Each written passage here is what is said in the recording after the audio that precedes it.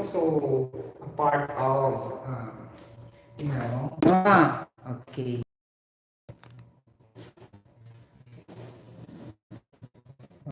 Activity is scaffolding safety, mga palangga. Okay, akong tarong magsuwat, scaffolding. Okay, I remember this before.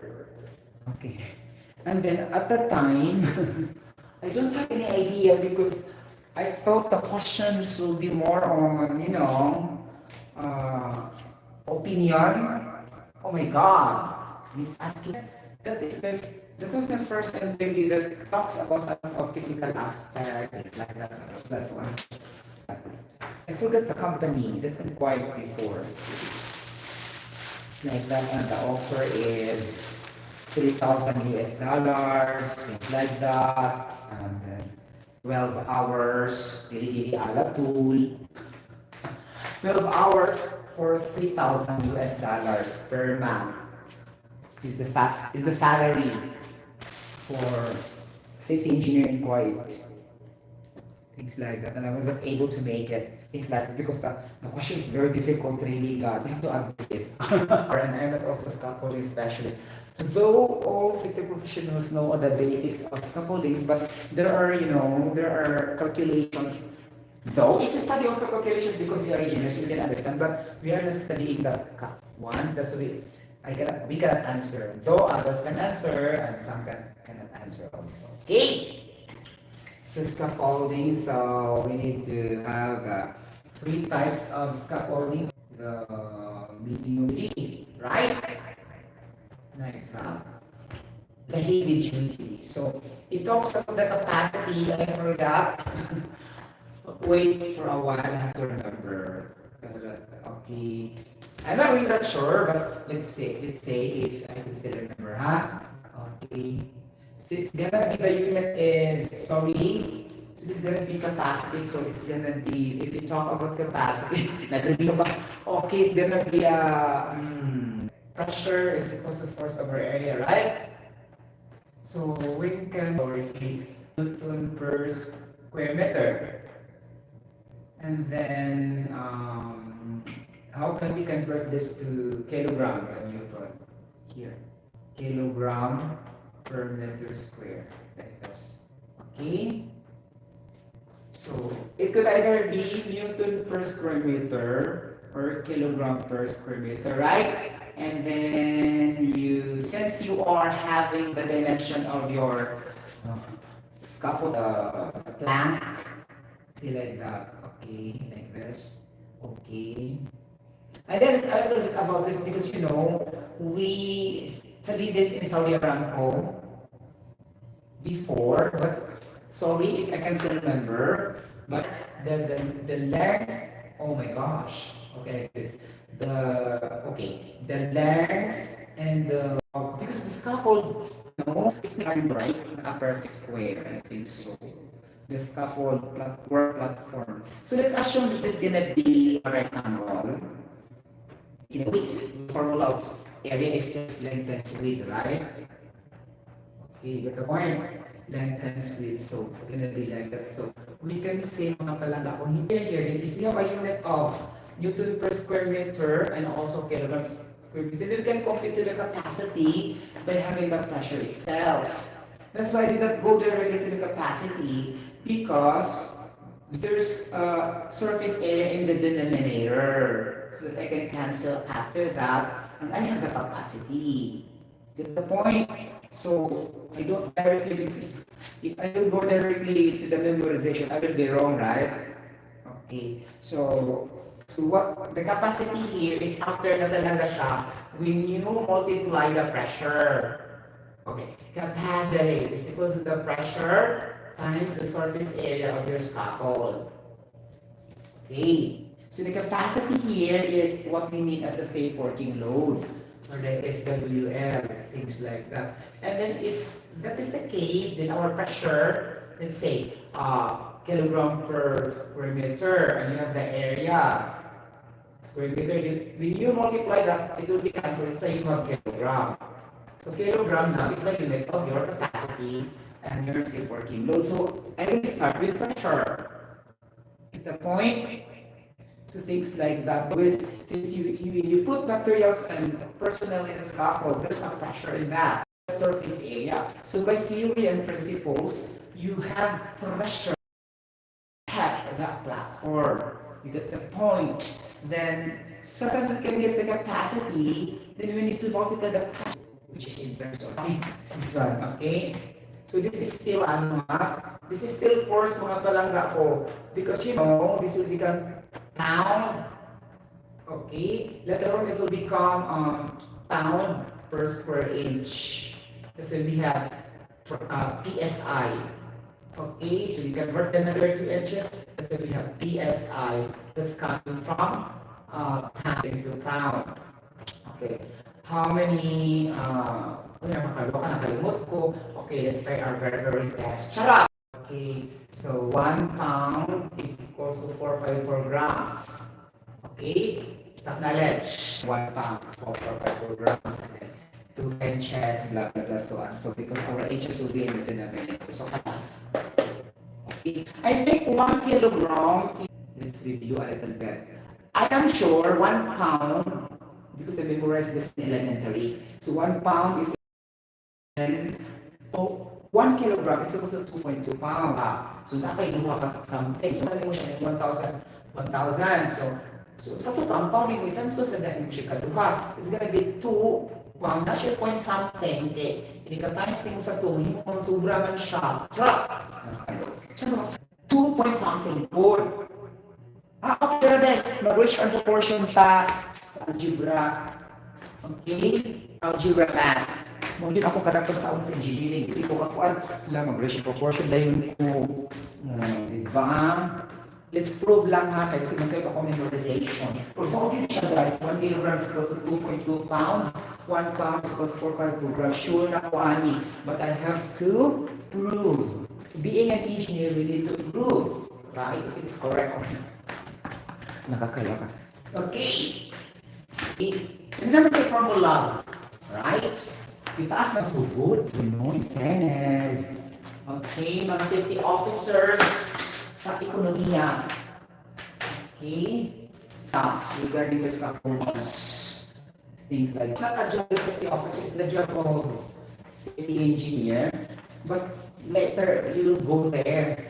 Okay, you get the point? So, ganon. Okay, nakakaloka. So, after i-prove guys ha, magamit naman yung we need to use the conversion here so that we can determine the light duty, the medium duty, and the heavy duty of a scaffold. Things like that. Okay. So things like, but actually guys, if you memorize the grade scaffolding tab, it's reflected there. Okay, but I don't memorize as well. Okay, is it the point? So for the purpose of discussion lang. Okay, so let's say 1, ganang kung kayo po Andre Ari, nakay pound, say, ang hindi pangita ang pound, di ba? So X, let X is the pound, is equal to, so 454 grams yan. Gusto mga kilogram, hindi mo na siya 0.45. Okay? Guys, kung mag-ratio proportion ka guys ha, yung mga units pareho yun siya guys. Because if that is the case, you cannot do the ratio and proportion if your unit is the same. Ganon. What should I prove? I need to prove 2.2 pound without using Google search. Okay, 2.2 pound. Okay, to 1 kilogram. So if I have that pound, which is the common unit of all, so I will say 1 pound is equal to 4.5 grams. Then I will say 2.2 pound is equals to X. Then I can get grams and later on convert that to kilogram. That. Okay, so now let me check. 1 is to 454 is equals to if it is 1 kilogram. Okay, the point. So 2.2 times 454. Yeah, knowledge is power. June 9.98. Sakto din akong memory. 9 is equals to 1,000 grams. And this So, murag ang sugo 0.5. Is 8.5. For that 2 kilonewton is 8.5. For that 2 kilonewton per square meter. Because you know, it must be expressed in Newton, as I told you. Okay? Because it involves the forces, you need to take account the acceleration due to gravity. Get the point? So in your physics, it's just like this. Okay? So, our scaffolding, so the kilonewton per square meter. Okay? Kaya ang Newton is equals to kung ano siya, kilogram meter per second square is equals to 1 Newton. Di nung tama to sa acceleration, ay malayo ka. Hindi malayo ka na mo, magdugay ka ba? Char. Okay? Ganon. So, anak siya guys, based sa akong hinumduman, tapos ako eh. Ano ba ako nagsaguan ni Kate? You know, I'm not good in scaffolding talaga siya. Charis! Charis lang. Okay? Sobrang anak siya guys Ang light duty, 0.5 to, okay. So correct me if I'm wrong this is only a rough estimation. So, 0.5, this is light duty, I will put LD.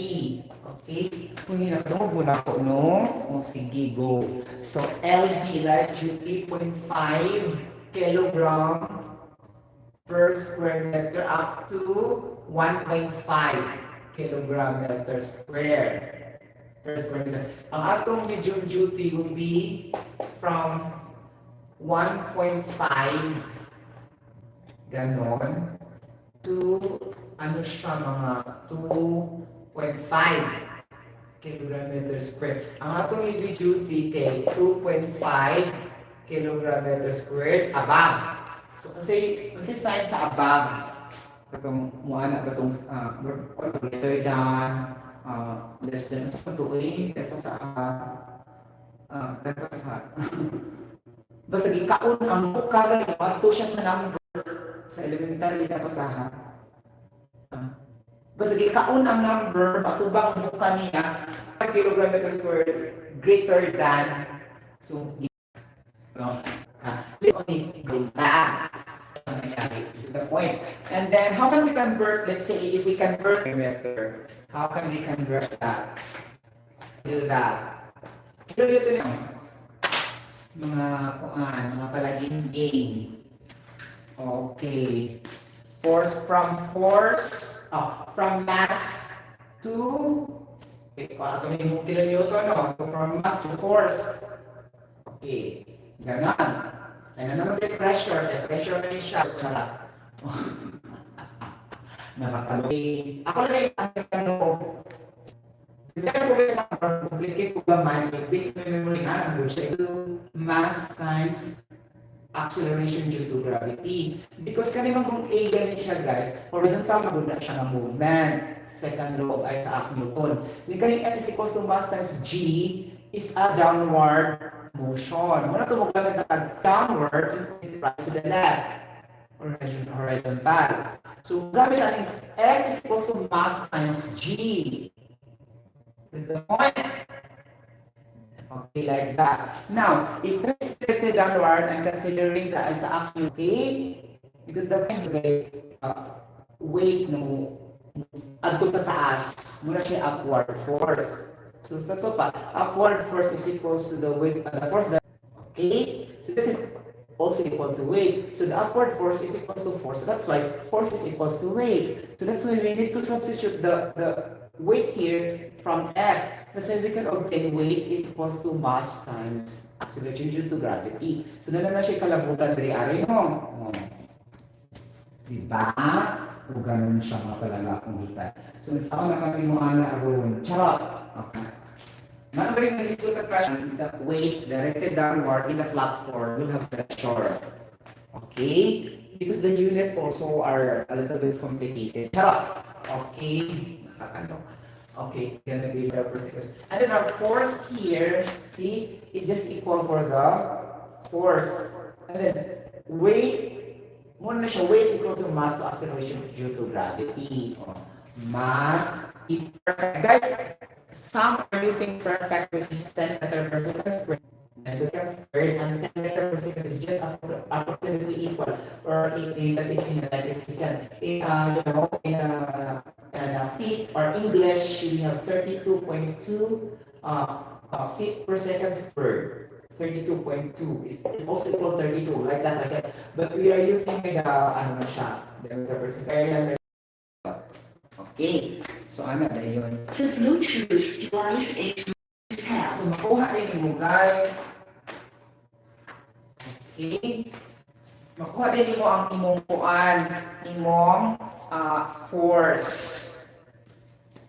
Muna na yung kay mass gayon.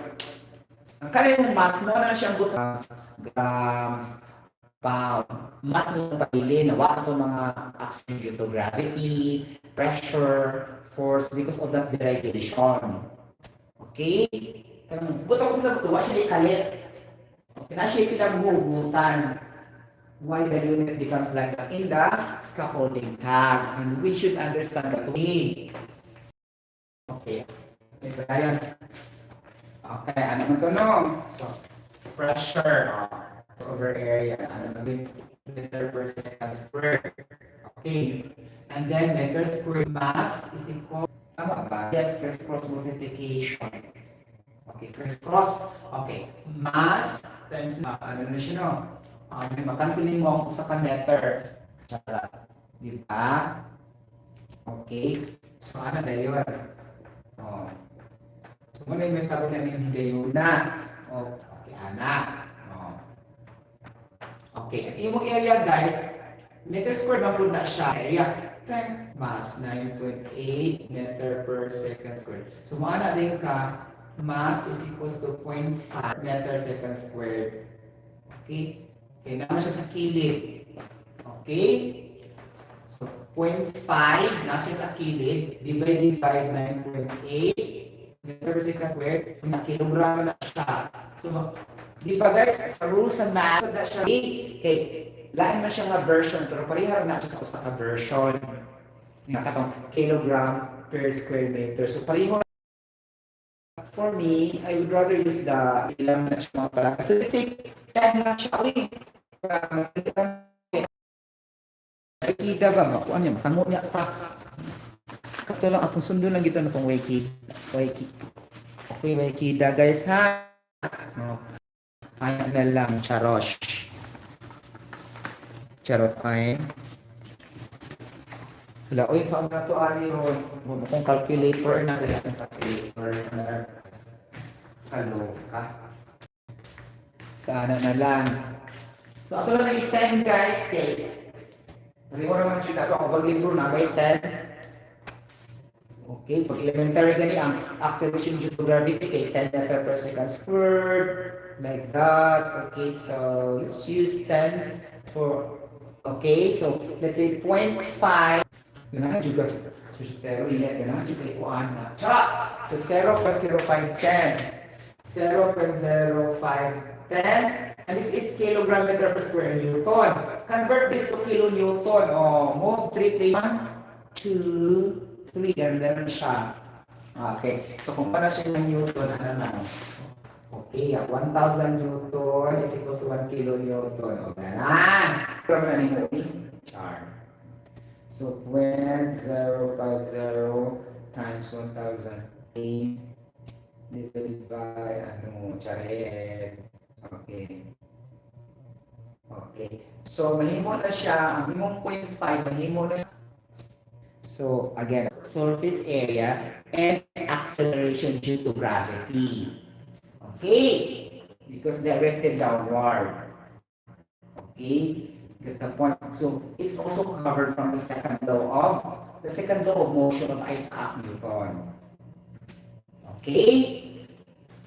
Like that. Any questions so far? Nothing. Now let's go to the definition of gravity. So definition of, you always hear the scaffold, but you don't know what's the definition. You have the definition, but in your own way, in your own opinion, like that. Okay, but we okay. So if you mean scaffolding, what comes to our brain cells thing to consider? Temporary structure in height. So it's also elevated. Okay, a description that states how high, how low your scaffold is. Okay, vertical height. Okay, like a vertical height. Don't say height only. Height means vertical, right? So that's what we call as elevated. Okay. Now connect that to temporary structure. This is now the subject. And what's your predicate? So that this definition is a sentence, subject and predicate. So we have already the noun with the attachment of a description or an adjective. Scaffolding is an elevated temporary structure. So after that, what you will put? So you will put a preposition or conjunction to connect the noun or subject to your predicate. Okay, you get the point? Things like that. So it's gonna be, so scaffolding is an elevated temporary structure to, we use the preposition to, and what is it? If you mean of, if we mean of predicate, there's an action verb. Always put that in your brain cells. If you mean of predicate, there's a verb or action verb. So we say to what? Okay? To support. Okay? To support. To sustain. To withstand. To deliver. Like that. So there's a lot of verbs, right? So in here, it's pretty obvious that we'll use support. Okay? Now, what this supporting for? Again, you will put the noun. Because if you have to support and it's hanging, okay? So there must be a direction where who to support or what object to support or things like that. So we can come out to a definition as simple as that. Actually, there's a lot of definition of scaffolding, but I want to create my own definition in which we can understand easily. Get the point? So we need to extract the main point or straightforward, but it goes the same story. Okay, things like that. So our final definition will be scaffolding is an elevated temporary structure to support materials and personnel at height.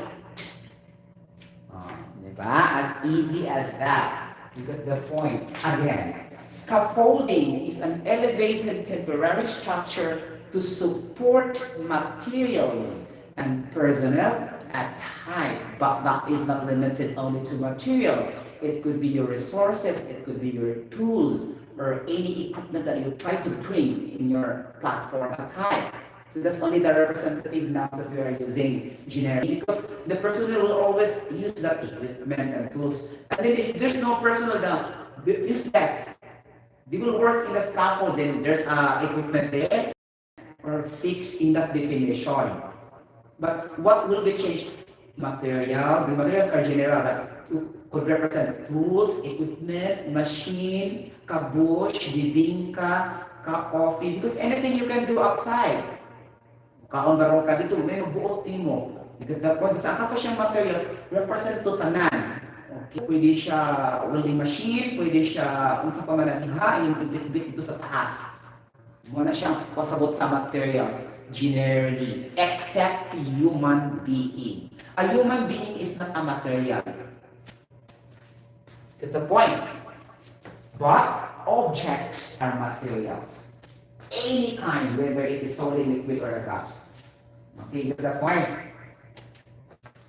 I'm not shocked. Well, basically, materials are matter.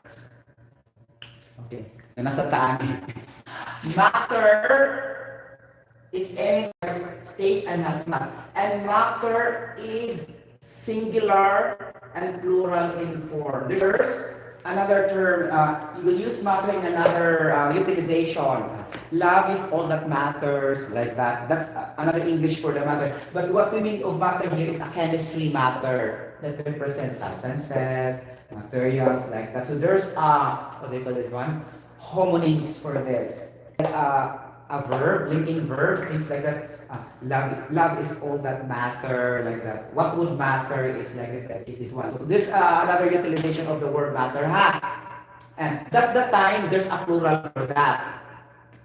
Matters. Okay? That doesn't matters, like that. The plural of matter in that kind of utilization of English sentence, the materials, like that. In our scaffolding. Kasi ibutang sa dito niya, malibog ang kwanti. It depends on the utilization ng sentence. Mayapo ba ka? Kung dili mao ang paggamit sa sentence. Get the point? Di jud mao ang imong kuan kung patakagamit. Okay, get the point. Ganun. So again, take down notes. Scaffolding is an elevated temporary structure to support materials and personnel at height. And then your next question, what we will do there? Of course, they will work. Okay? So that's not part of your definition already. That's already your supporting statement. Okay, so we don't have the definition. Then we need to determine the different types of scaffolds. So based on the memory, there's at least 8 types, but sorry if I cannot enumerate all. As I told, I'm not a scaffolding inspector. Okay, this is only the knowledge I gained. Okay, number 1, we have let's start with the basic. Because for example, we make a house, a small house only. We don't use the scaffold pipe in our home, right? We will use only the wood or the bamboo. Wood, timber, and bamboo scaffold. That is the first common type of scaffold. Number 2, scaffold. So we have the tube, a clamp, and there's also a poplar, and there's a tube. The tube there represents scaffolding pipe. When we made of scaffolding pipe, that is also scaffolding tube. Okay? That's the same. Okay, that's why ditangtang scaffold, ano lang siya? Tube and poplar scaffold. And the poplar also would mean also clamp. Okay? Poplar, clamp, connector. So these are also the same term. Poplar. Get the point? But the technical term is the poplar, it's not the clamp. You cannot find clamp term in the training book. A layman's term to understand. Okay, ang social na pagkasuwat ana is poplar talaga siya. Pero more na ito pasabot ha. Wala pa pasabot kay dili socialan ang term, o dili bugat ang term, dili lang din na siya mao. Okay, but pasabot bang kasagaran i-reflect dito sa kanang mga mga professional books, notes, references is the word poplar, not the clamp. That's why we call it tube and poplar scaffold. Okay. Third type. We have the mobile scaffold. Okay. The mobile scaffold is having a caster wheel. Okay, the caster wheel like a small wheel. A metallic wheel like that, caster wheel, and there's a diameter for that. Okay, diameter, Of course, that's a wheel, that's circular. So that would have an inner diameter and an outer diameter.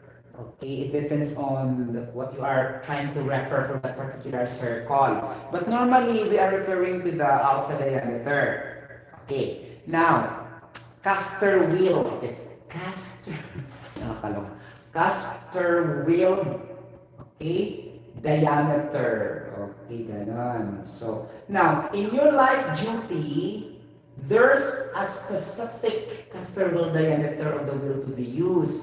So it's gonna be not less than, okay, 13, okay, centimeter and 5 inches. Okay, memorize naman yung kalit. Okay, basic mo gawa sa interview. Okay, it will come out on the interview. What is the diameter of the caster wheel na mobile scaffold? If it is a light duty. So, kaya magpa-impress maka, kamadawat. So, yung ipag-memorya ka ng mga specifications. Pasok sa banga. And then, we have caster wheel diameter. If it is medium duty na talaga siya, mobile scaffold is gonna be not less than 18 centimeter and 7 inches is the diameter of your caster wheel. Because a wheel is a circle. Okay, you got the point. Just like the wheel of your car. A wheel is also a tire. It's just the same meaning.